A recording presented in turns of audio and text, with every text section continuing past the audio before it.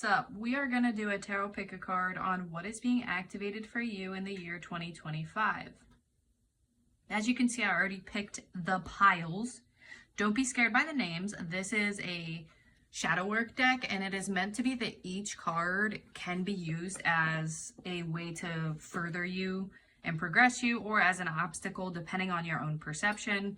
So I have already picked for each pile the oracle card representing their pile of what is being activated for you in 2025. So we have pile 1, pile 2, and pile 3. Okay, hello pile 1. Let's see what is being activated for you in the year 2025.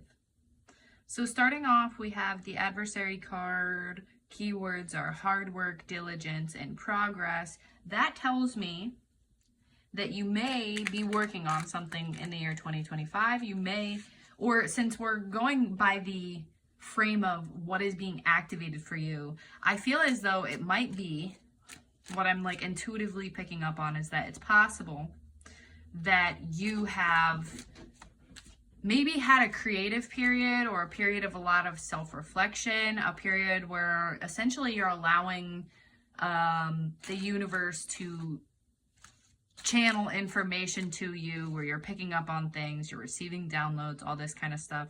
And now in the year 2025, what might be being activated for you is your ability to then make use of that, to apply it, to do something with it.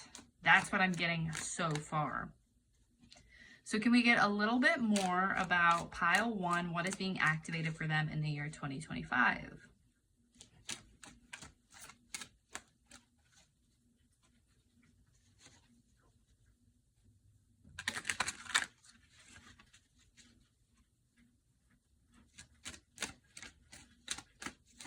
What is being activated for pile 1 in the year 2025?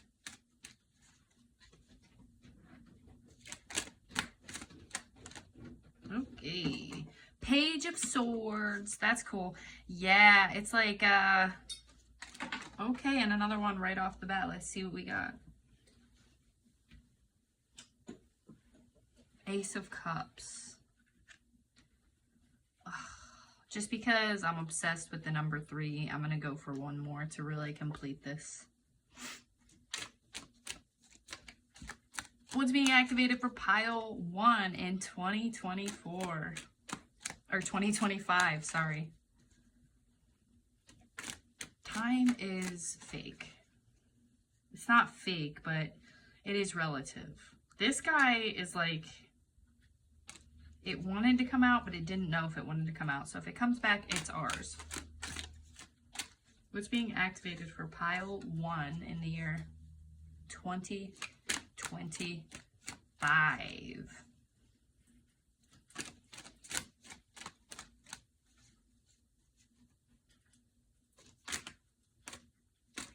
Oh my gosh, that was so aggressive. Hold on.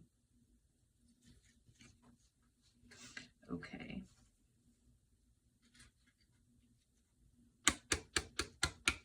This one. Fucking shit, man. That's rude, honestly. Okay. So first of all, what I'm picking up on with like the cups, the swords, and then this 10 of cups in reverse, which, you know, I know that the traditional meaning is like not great, okay? It's not good at all. But I'm thinking that because what's being activated, hard work, diligence, progress, I don't think you're going to be happy about it, but I think that, like, I think it's going to be difficult for you, but I think that what is being activated is this part of you that has to, you have to pull the realist out of you, okay? You've got these big dreams, and you are really, like, you have a passion, you have a vision, you know exactly where you want to go, but what's being activated for you is the part of you that has to realize that you have to put in work in order to make that happen. It's possible that there's a lot of stuff on the internet, and I'm not going to say whether it's true or not true. It's probably different for different people, but especially within the spiritual community, you will hear people say, like, you don't have to do anything. All you have to realize is that what is going to come to you is going to come to you, and you can just manifest whatever you want, and you don't have to work for it. You don't have to do anything about it. And, you know, that just really hasn't been my experience, and it might not have been your experience either. I feel like at the end of the day, it's like, to me, I would call that almost a misinterpretation of the fact or the idea that you don't have to curate. Okay? So like, it's like this idea of like changing our concept of work, because what's being activated for you is the logical, practical, putting in the strategy and the mental effort and everything like that in order to make your dreams come true. And it's this idea of changing what we mean when we say putting in the work. I don't think that in this reality, in this experience, in this life, we can make things happen without putting in any sort of work. But I think the thing that might be being activated for you, that you might be realizing, is that putting in work does not mean curating and creating something based on what you think will create the desired results. Okay? So you may have spent a lot of time getting in touch with what feels natural and flowing to you, what feels authentic to you. But it's not that you won't ever have to put in effort in order to make your dreams come true. It's that you're putting in effort in ways that feel natural and authentically expressing to you. So if I were to use an example, I would say, like, if you wanted to become an artist and you had dreams of becoming an artist, you know, there's a lot of people who talk about manifestation type stuff who are going to push the message, oh, you don't have to do anything. You just set the intention and know that it's going to happen and it'll come to you. And I think that you have gotten in touch with if you're the artist in this metaphor, you have gotten in touch with your creative force, with your creative flow, with your expression of your art in this metaphor. And what you're realizing is that you do actually have to do something, but it's the way that you're putting in effort. So it's not saying that you are going to have to research the type of art that is like the most wanted, that is trending, that is receptive, like mostly recepted by, or like, what's the word? Mostly received by society. You're not like putting in effort in the sense that you're trying to bend yourself to be what is most recepted. You're putting in effort in the sense that you're figuring out how to get yourself, your authentic expression out into the world.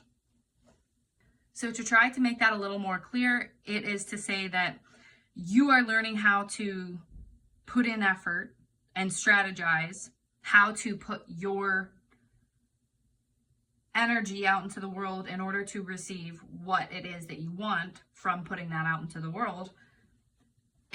The way you're learning to do it is not learning to do all the things society tells you you have to do in order to be well received.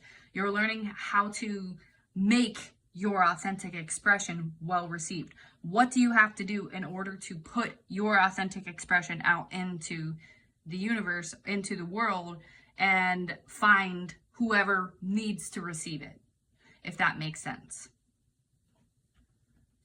Let's see if we can get some advice or further information that would be helpful for you on this journey.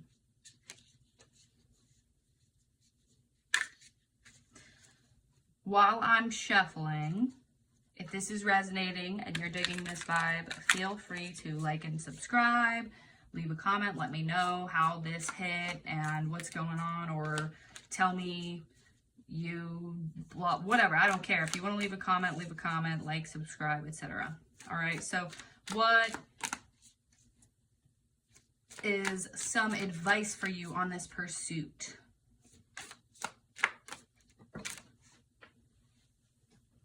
Doop, doop, doop. Oh, well, that's interesting.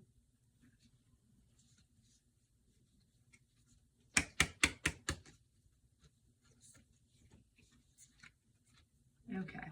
The advice is again clarifying. Well, first of all, I think it's interesting that I just put it onto rose, which to me says self-love. And blooming. Yeah. So from these two cards, what I'm getting, the advice would be, again, you are using your intellect, you are strategizing, you are putting effort in, but you're not putting effort in to bend yourself. You're not researching. So if we're talking about like gardening, right? You're not going to make it bloom, whatever seed you're planting bloom, by necessarily researching, just by saying like, what is an easy plant to grow? Okay, so I'm going to give an example for myself. I don't know how to grow things. I'm really bad at gardening, okay? So if I wanted to learn about how to grow a certain plant, the way that I do it is I go, what's an easy plant to grow that's hard to kill, essentially? And the internet tells me a list of them. You're not doing that type of stuff. You're not looking into like, how do I easily and quickly get success in whatever I'm trying to do? You're not doing that. You're not using your intellect in that way. You're going to use what you already know, what's natural to you. So I'm thinking of somebody that I connect with on social media who knows a lot about growing plants. And they talk about these different ways to grow plants in different environments and like what would be best for this plant in this environment versus this environment, X, Y, and Z. So it's kind of like agriculture versus permaculture, right? So agriculture is figuring out how to like mass produce plants, and it's not good for the environment. It's not that efficient. It ends up making our food lose a lot of nutrients because we're mass growing plants in areas where they're not necessarily meant to be grown, in ways that they're not necessarily meant to be grown, but it creates a lot of fast product. Permaculture is more like you're figuring out what plants should be planted where for them to naturally grow as best as they can and when, and to keep the environment essentially cooperating and thriving. So it's like, you know, in California, they're growing a lot of stuff that requires a lot of water. And because of that, they're using way too much water for certain things like avocados or nuts or something like that, to grow things that require a lot of water, because they have the resources, they had the ability to research the resources and figure out how to do things the right way and all this other stuff. But that's not actually, just because it's creating a lot of product and it's how society says is the best way to do it and the most profitable way to do it, and it creates the most quantity, the most output, that is seen as the correct way to do things. However, a lot of indigenous cultures have more knowledge on how to best work with specific plants in specific places at specific times. And it'll literally be like, certain plants prefer to be grown in the shade and certain plants prefer blah, blah, blah. Like, there's so many crazy things I've learned about it. So they work with their natural flowing knowledge and ability to make things quality, which in the long run is more sustainable. This is such a weird rant and example, but it's essentially to say that the advice for you with whatever it is that you're trying to accomplish, because it's clear to me that you're in the accomplishment phase. I don't think you want to be in the accomplishment phase. I think that you are really hoping that all of the internet gurus who say you don't have to do anything were right. And in a sense, they were right. They're right that you don't have to do this. You don't have to bend yourself to the way that society expects you to be. In fact, that is not a sustainable long-term output. If I wanted to create, I like to create content. I like to talk about stuff. if I wanted to create content, I sure can research what are trending topics and what's a good hook to use and how exactly do I talk about it and format my video in such a way that people want to, that it blows up instantly and it goes viral. I'm talking specifically TikTok. Don't look at my numbers here because they're not reflective of me. I'm very inconsistent on YouTube. Anyway, so like on TikTok specifically, I could take a topic that I wanted, or even worse, I could research, I could look into what are current trending topics on YouTube. I could pick the one that's doing the best right now, that's blowing up right now, and then I could look into what exactly do I have to say? What's the best hook? How exactly do I put this information out? And I could put out scripted information that looks a lot like 50 other videos, but all of the videos do blow up and they do go viral because that's exactly like the algorithm has recognized them as, oh, this is what people want. So I'm going to push it out more. It's going to produce a lot of quantity. I could do that. That's not sustainable because guess what? Those people are going to be forgotten. Nobody's going to remember them. They're not unique. They're not original. They are unique and original, but they're not leaning into it. They're doing all this hard work to try to bend themselves to what society says is expected and what society says will do the best. But then there's people who they might not, like I don't have a shit ton of followers on TikTok, but I have extreme engagement and people who are actually watching me constantly and talking to me, and I'm making mutuals and I'm making connections because I'm not trying to bend my content to what is well received. I am taking the concept that I want to talk about and how I want to talk about it, and I'm shaping that based off of what I think would make it best receptive to the audience. I'm taking the concept that I already want to talk about, that's already inspired, the art that's already been channeled, and I'm using my effort, I'm putting my effort and my strategizing and my passion into figuring out how to best present that specific topic in a way that makes the most sense. And it doesn't get me very many viral TikToks because I'm not using the hooks. I'm not using the clickbait. I'm not using I do use my own hooks, but I'm not using like the thing that if you look into how to best make a TikTok, it'll be like, make it on a trending topic and you use these specific words in the first 10 seconds to let people know what it's about, and you use these hashtags, and this is how you set the video up. Like, it gives you very specific instructions. I'm not doing that, and because of that, I don't have a lot of TikToks go viral, but I have a lot of engagement and people who are constantly coming back to my page. That's sustainable. So this is talking about essentially, I think that this is supposed to be words of encouragement for you, because I think that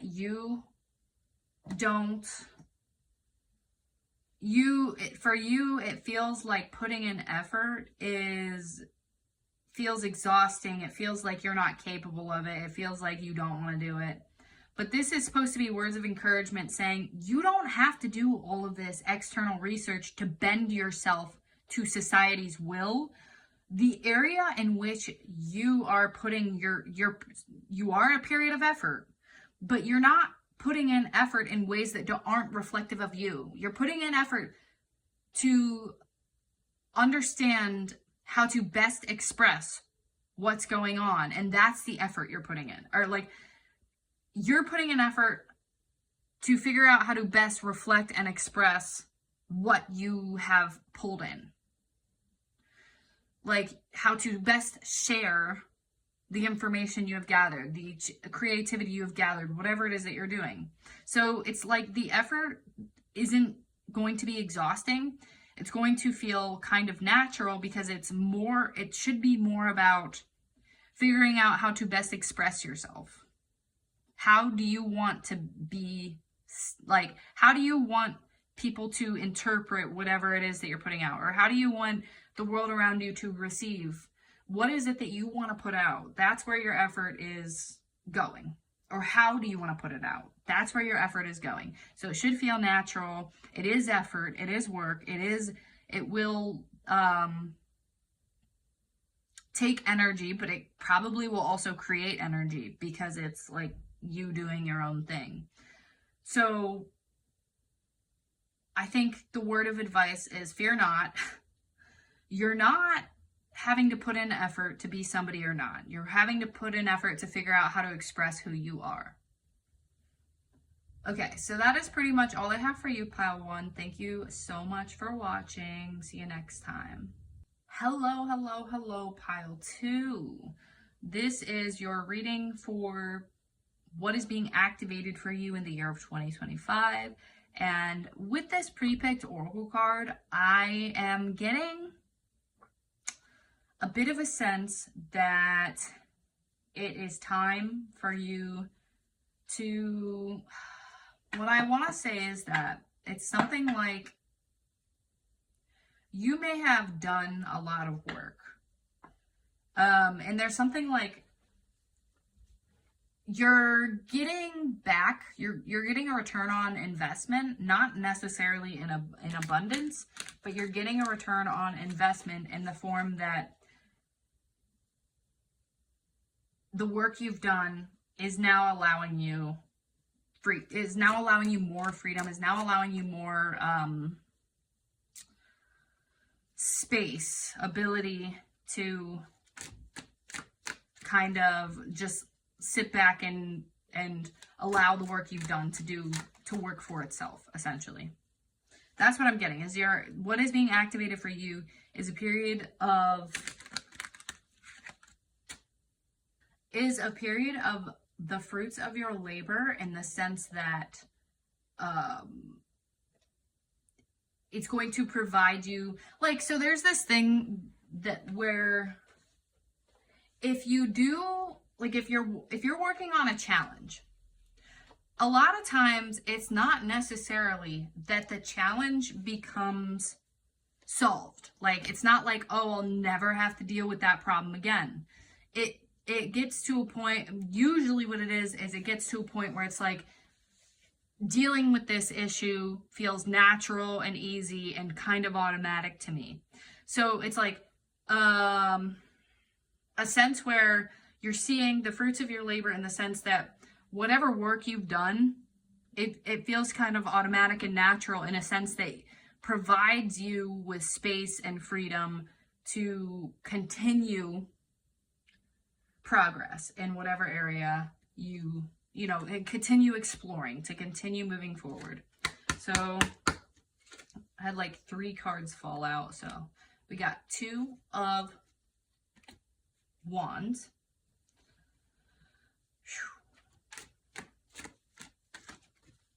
Okay, that was very aggressive.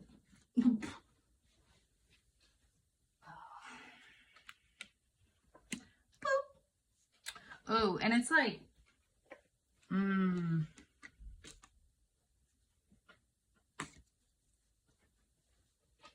I think it's also what's being activated for you right now is, yeah, you've been through a period of really working on things and self-reflecting in some way.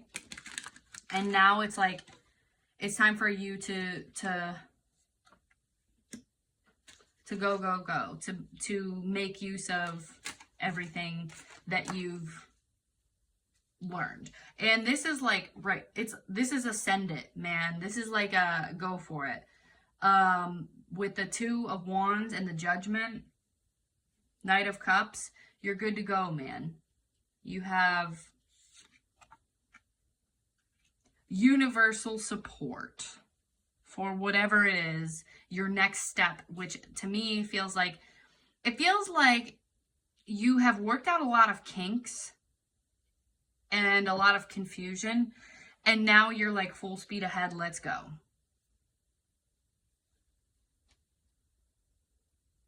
Yeah, and I want to reiterate, this feels like the most important part to me. because I'm looking at this eye, okay? And I'm like, it feels like the thing that is providing you with adventure and freedom and essentially exploration is the fact that you have resolved a lot of confusion and inner conflict. So it has like essentially not only lightened the load, but it has given you kind of a map, a trajectory to follow to where you better know how to navigate moving forward, where you want to go and how you want to go.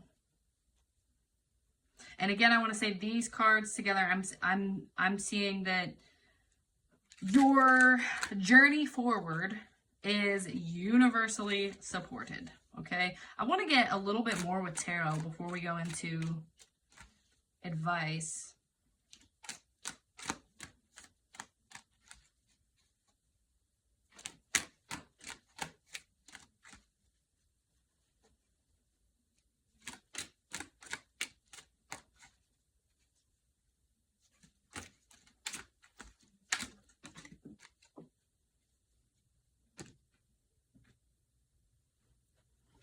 That's a lot. That's a lot. Okay. Okay.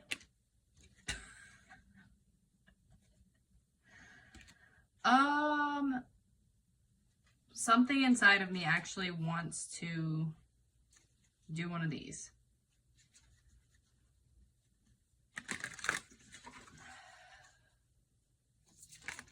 Okay.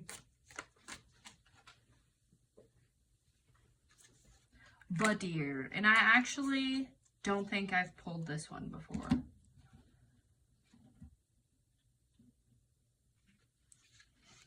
All right, so I pulled this book out because I haven't pulled this one before. And what's interesting is in the wording is, where did it say? It said, have you been keeping the promises that you made to yourself? Can you trust yourself that you'll succeed? And then wait, hold on. There was a specific one that says,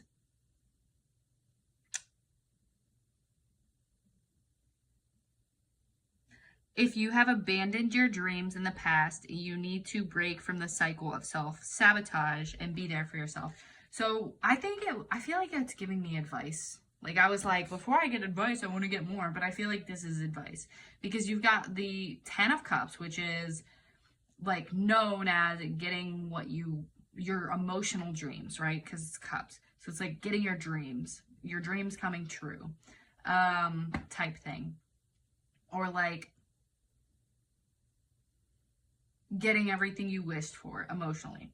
And, you know, with this like send it energy, with this exploration and with this like explorative creativity, and like I said, you've worked through a lot of stuff and now you have a better ability to be able to navigate and you're universally supported. And then over here we've got the 10 of Cups and the Deer, which specifically talked about being loyal to yourself and not self-sabotaging your dreams. So what I'm thinking is that what is being activated is this part of you that is now able to move towards your dreams in a way that is freeing and authentic, and to be able to navigate it better with less confusion, with less self-sabotage, with less inner conflict. And you're like universally supported in this. But the advice for you is do not essentially go back on old habits where you're like unsure of yourself, where you're doubting yourself, where you are maybe procrastinating so that because you're like feeling vulnerable or feeling insecure. It is essentially saying, I think what it is saying is that you are full speed ahead, you're ready to rock, you've learned everything you need to learn, now it's just time to put it to practice. And yeah, you might be stuck in like a little bit of a period where you're questioning, are you really ready? Like, and it's just like kind of self-sabotage. Yet again, it's like you have universal support and you understand how to navigate moving forward. Like, you know what to do. You've learned a lot. It's time to send it. It's time to go for it. It's time to explore. And there is a big thing of, so it's like part of what might be doubtful to you is, or like part of the doubting yourself is you feel like, I don't know everything. I don't know, I don't know how this is going to go. I feel uncertain about how my plans are going to unfold. I feel uncertain about how to move forward. I don't exactly know how to move forward. But this is saying, I think what this is saying is that this is the exploration period. That's what's being activated in you, is the ability to, in real time, make moves and explore. Like, what is being said here is not, oh, you know everything now. It's not saying, oh, you know everything. It's saying, oh, you have worked through enough to figure out how to be able to navigate. So to confidently navigate where you need to go and what you need to do next, essentially. So that puts you into this explorative, adventurous period of time, because it's not saying, oh, I have every step laid out. It's saying, I'm going to just go in and trust that what I've learned will essentially guide me and carry me through. Let's see if you have any more advice or anything they want to say. Let's see what this is split to. Forest in reverse. And you know what? This fucking forest in reverse has a deer in it. That's crazy. Look at this. Let me see. Look at this. Ooh.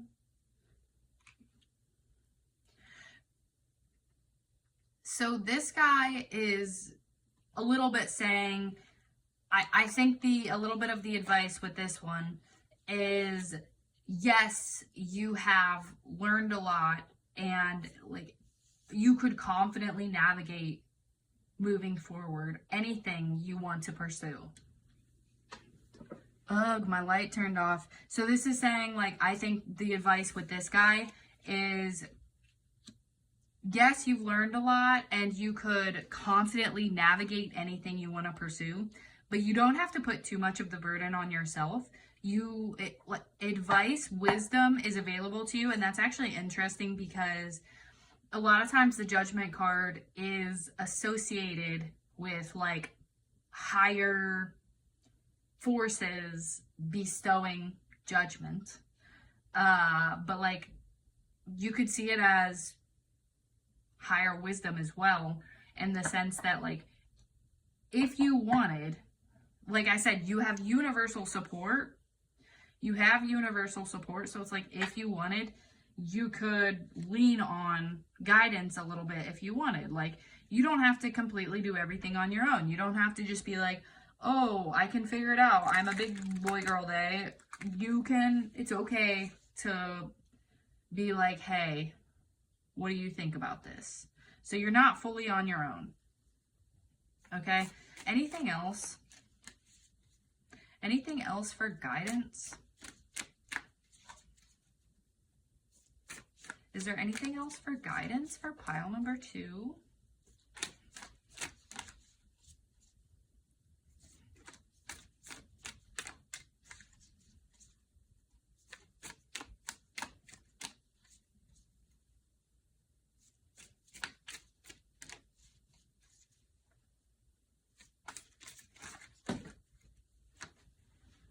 Okay. Oh boy. We got the crossroads and it was sideways. Yeah, the advice here is it's time to send it. It's time to send it. You're in this weird void, but it's like it's time. It's time to go. You're ready. You're ready to go. Make your move. That is what is being asked of you right here. So to recap, this is pretty much all I have for you, but just to recap, what is being activated for you in 2025 is adventure, is exploration, is applying what you have learned, is essentially you went through a long period of time, or however long it was. Maybe it wasn't long. I don't know your life. or you were sorting through a lot of confusion, inner conflict, learning lessons, stuff like that. And now you're full speed ahead. You are being universally supported and moving forward, knowing that you now have the ability to confidently navigate. And it's not saying that you have every step laid out. It's saying that you could explore a completely new environment with what you've learned and be able to figure out how to deal with whatever comes up. And it's saying, like, you have universal support. Don't put all the burden on yourself, but it is time. Send it. Go for it. Go for it. Okay, that's about all I have for you, Pile 2. Thank you so much for watching. Feel free to like, subscribe, leave a comment down below, whatever you want to do. Thank you so much. Bye. Hello, Pile 3. If you picked this Beloved card, this is your reading on what is being activated for you in 2025. Now, this could be about a relationship, but I'm getting the sense that it is more about a side of you being activated. Like, it's more about your connection with others being activated. It's like a heart activation, which is crazy because there actually is a card in this deck that specifically says heart activation. But this is more focused on connecting with others. I feel as though just by tuning into this card, that what is being activated for you in the year of 2025 is your ability to authentically connect with people in the moment. Like, you are having an emotional activation specifically centered around connecting with others. Okay, that's what I'm thinking. All right. So let's go ahead and get some tarot cards for further information and clarification. What's being activated for Pile 3 in 2025? Okay, interesting. What's being activated for Pile 3 in 2025?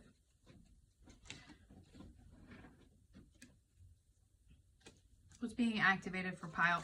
Oh my God, it said, nah, homie, that was the one. That was the one. I didn't trust it.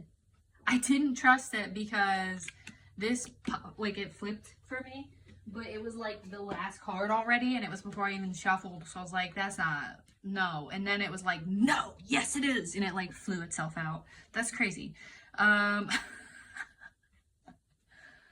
So yeah, and when it originally wanted to pop out, it wanted to pop out upside down. So I'm going to stick it sideways. Oh my God. So I already have a sense of what's going on here, but we're going to still go with 3 because 3 is my favorite number. But what I'm thinking is that, like, along with connection being activated for you, I am thinking that, well, it's so crazy that we have we have Beloved, and then we've got all of these materially based cards. But what I'm thinking is that you previously may have had issues connecting because it's like, how do I explain this? There's something there where you were very protective of your own emotions and you did not trust the connection coming back your way. You only trusted, like, you wanted reassurance constantly. Okay, I'm saying this from a place of somebody who literally, like, 2 years ago had the craziest divorce ever, learned I was anxiously attached, read books on it, and did all this other shit. So, like, this is coming from a place of love and understanding, not a place of calling you out. But I think that before, you were very protective over your emotions. You did not trust others. You wanted constant reassurance. And it's like, even if you got the reassurance, you didn't believe it.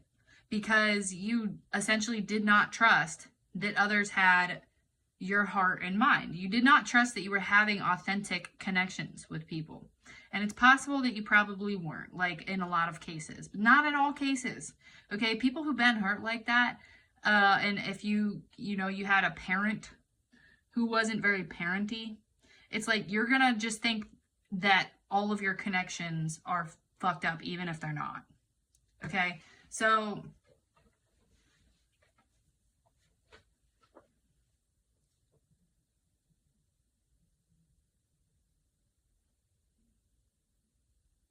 I think that what's being activated for you, either you have already done work on this, you already know about this, you're already coming out of this, or you're about to. But I would say more than likely, just with the fact that the question is what is being activated for you in 2025, and you got this card, first love, reciprocity, intertwinement. And that tells me, and that like told me, the intuitive sense that I got was that something is being activated for you where you are able to truly connect with others and not worry so much about whether it's real, whether they're whether they have good intentions, X, Y, and Z. You're just able to truly connect with them in the moment and like have an authentic connection. That is an awakening that like when I tap into it, and an activation that when I tap into it, it is one that like you probably would have already had to do a lot of work, because it's like going from being super guarded that you don't even realize you're not connecting, because all you're thinking about is essentially how to figure out a way to have assurance that you're emotionally safe, so you don't even realize you're not connecting. And then once you realize it, it takes years to undo that. And then like tapping into it, since I feel like you probably have realized it and done some of that work, because this year for you, what is being activated is that being able to truly connect with somebody in the moment. And that's like very emotional and like not very intellectual. Like actually being able to have like love, reciprocity, intertwinement when you are connecting with another person. And it, again, like obviously does not have to be romantic in any sense of the stretch. It can be friendship, it can be familial, it can be like freaking mentor and student, it can be any type of relationship. But it's like your heart is being opened up in relationship, connecting one-on-one with others, to where you're energetically able to connect with others. Because when you're worried and self-protective and your heart is guarded, you cannot really energetically connect with others, because you don't even know what you're doing. Like you don't even realize that you're not in the moment. All your brain is doing is thinking, am I safe? I hope that made sense. That was like a really long-winded answer.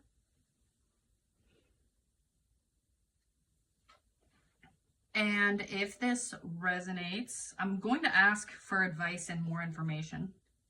But if this is hitting and resonating so far, feel free to like and subscribe, leave a comment to let me know how this hit, X, Y, and Z.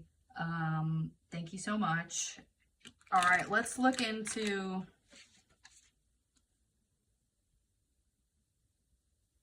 advice or further clarification, whatever wants to be said. Okay, that was... Are the cards aggressive because I'm feeling aggressive, or are they aggressive because the spirit homies are feeling aggressive? I don't know, man. What?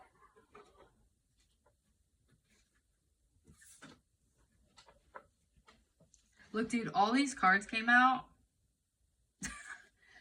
but this one called to me. This one called out to me, okay? And I don't remember what the book says about it, but the reason that it calls out to me is because I feel like when I'm just tapping into it intuitively, I think that there's a possibility that you still have fear surrounding connecting with others and uncertainty and things of that nature. And it feels like you're making a risky decision when you're choosing to authentically connect. It's possible. But what I see with this is like, if you look at this card, hopefully this is upright for you. I think this is going to be upright. Okay. So the ground that this cat is about to go off of, you know, because the first thought is, oh, the cliff, jumping off a cliff, risky behavior, right? But like the ground that the cat is coming from is like on fire and probably not that safe. And then like jumping into the water, that seems pretty safe. And then there's like this freaking fish mermaid thing. I don't know. It gives me good vibes. It feels like, yeah, you might be a little bit afraid. Well, although this cat, if you look at its expression, it's really not afraid. It looks pretty chill. It looks like it's about to jump off this cliff with its freaking eyes closed. But it did come out in the reverse. So I think the message here is that like you don't have to be afraid. And then this to me says like very much universal protection. It's giving Archangel Michael, very much so.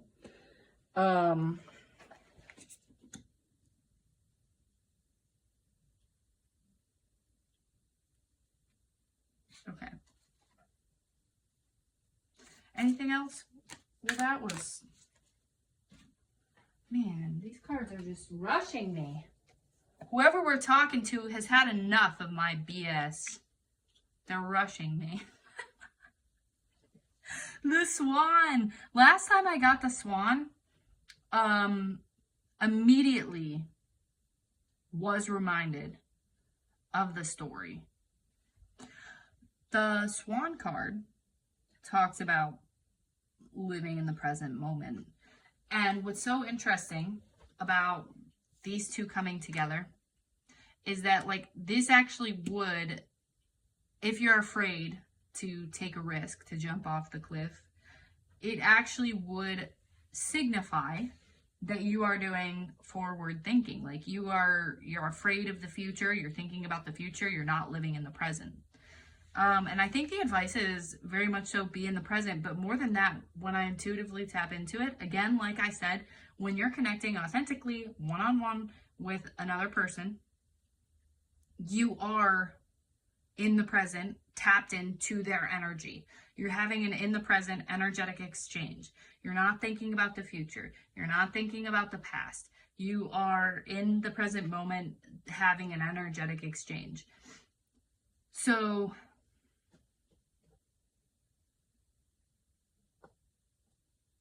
I feel as though this was more so further clarification than it was advice, to be so honest. I feel like what is being said here is that as you move through this activation, you may have a, what's the word I'm looking for? Words escape me so often. An instinct, an impulse. You might have an impulse or like an old instinct to think about what might go wrong.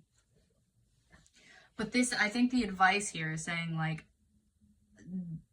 kind of try to curtail that, because when you're doing that, you're not able to authentically connect with somebody in the moment.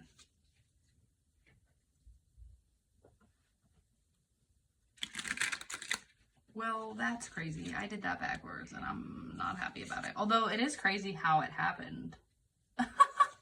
With the heart, my guy. That's just pure straight up validation. Pure straight up validation for the whole theme. We got the heart, although it did come out in reverse. Okay, so with this heart in reverse, this is straight up advice and this is straight up good advice too, okay? So as you're moving through this activation where you are being able to actually authentically connect with others, tap in, have energetic exchanges, present in the moment energetic exchanges. What this heart in reverse is saying is be wary, okay? This is not about being able to connect with every single person. Okay, be wary of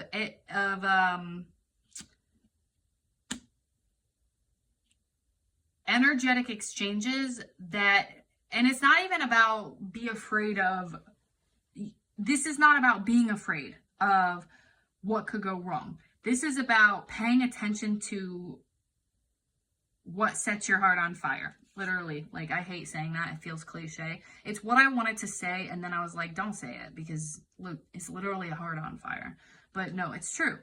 It's more so paying attention, like, as you're waking up, you're being activated to the being able to authentically connect with others energetically.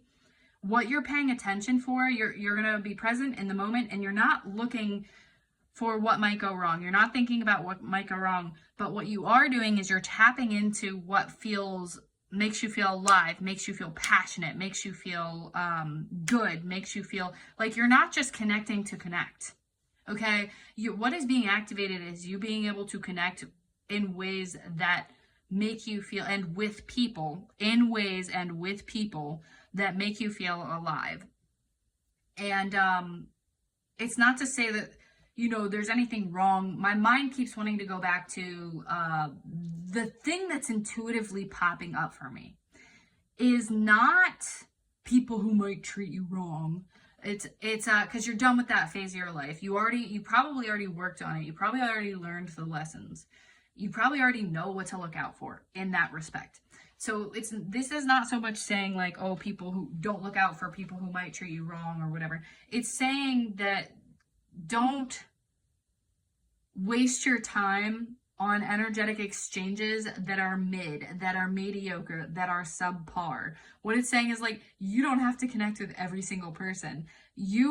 What is being activated in 2025 is you are connecting with people who make you feel alive, who set your heart on fire, who make you feel passionate, and you're having like authentic, energetic exchanges with them. So it's like, you don't have to be like, oh, F you if you're bored by somebody.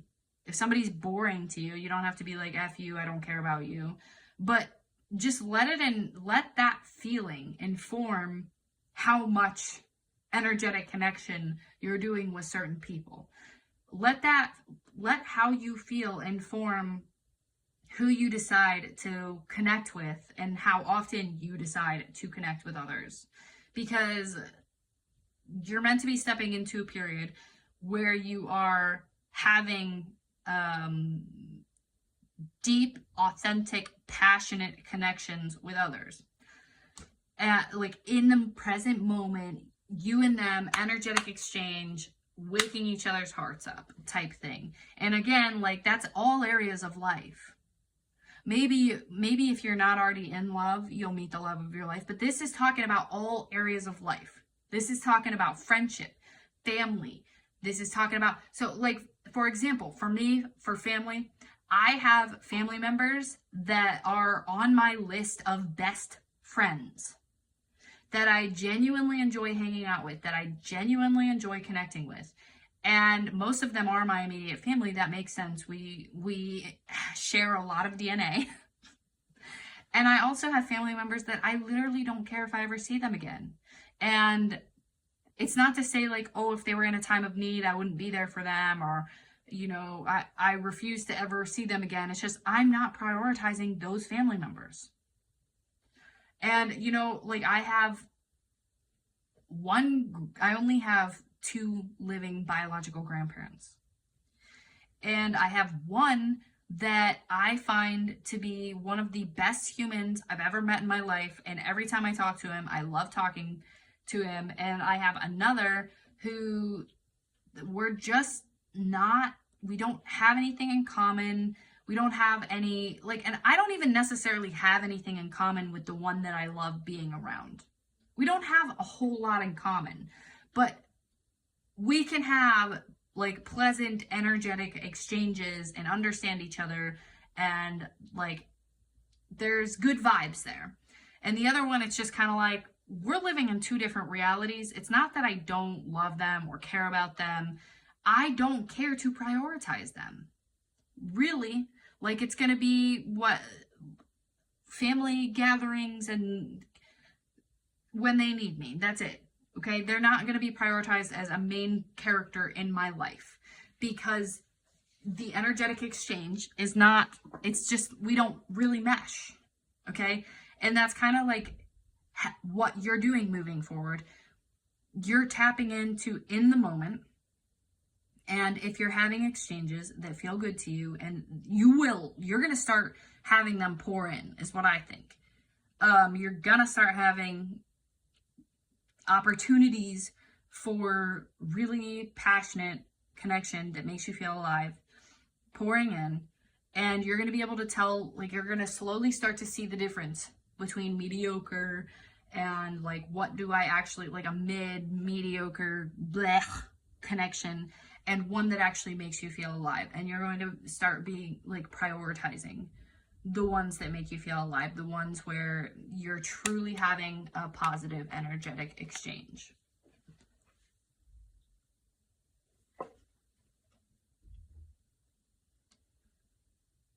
Okay, that is about all I have for you, Pile 3. Thank you so much for watching.